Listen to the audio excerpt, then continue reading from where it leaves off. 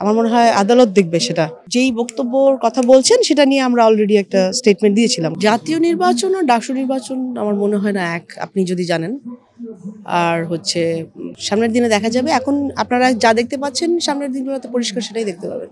অনেক সমস্যা, যেমন আপনার ধরেন যে বর্জ্য ব্যবস্থাপনা খুব বাজে অবস্থা, যেটার শিকার আমার প্রত্যেকটা ওয়ার্ডে দেখতে পাচ্ছি, থানাতে দেখতে পাচ্ছি। আপনারা জানেন 2টা ইউনিয়ন আছে, বনগ্রাম অ্যান্ড কাউন্দিয়া।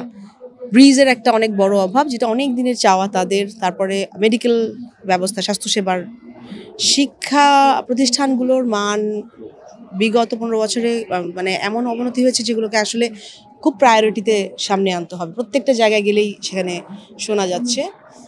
তারপরে আপনার হচ্ছে যানজট, অনেকটা জনদুর্ভোগ, মাদকের ব্যাপক প্রসার হয়েছে, যেটা রুল অফ ল আছে ইন প্লেসে নাই দেখেই আমার মনে হচ্ছে, কিন্তু সেটার সাথে মানে জিরো টলারেন্স থাকছি আমরা। বাকি যে সমস্ত অরাজকতা, আমার মনে হয় যে একটা গণতান্ত্রিক রাষ্ট্র ব্যবস্থায় গেলে আমরা ইনশাল্লাহ সেই জায়গাগুলোতে কাজ করতে পারবো। শুধুমাত্র যে একটা এলাকায় সেটা না, আমি কিন্তু সব জায়গায় গিয়ে এটা শুনেছি 5ই আগস্ট পরবর্তী সময়টাতে। তো এটাই বললাম, আইনের শাসন যদি সব জায়গায় থাকে তাহলে এটা হওয়ার কথা না।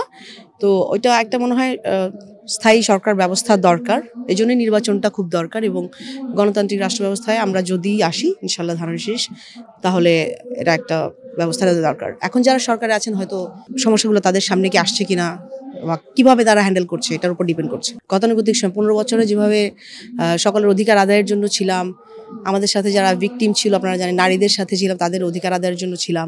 অধিকার আদায়ের আন্দোলনে এই চাওয়াগুলো আমাদের সব সময় ছিল।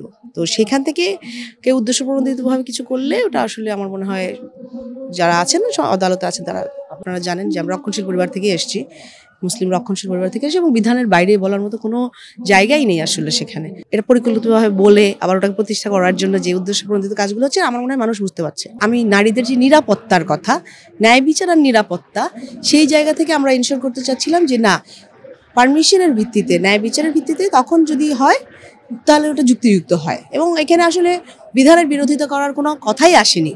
সেটাকে কেন এখানে কানেক্ট করা হলো, এটাও অবশ্যই যে আপনি যেটা বলেন সোশ্যাল মিডিয়াতে একটা ছোট ক্লিপ কাট করে ধরে হচ্ছে সেটা বয়ানটাকে ইয়ে করার লাগে, এটা আমি আবার এক্সপ্লেইনও করেছিলাম আমাদের যে সোশ্যাল মিডিয়াতে, আমি এক্সপ্লেইনও করেছিলাম।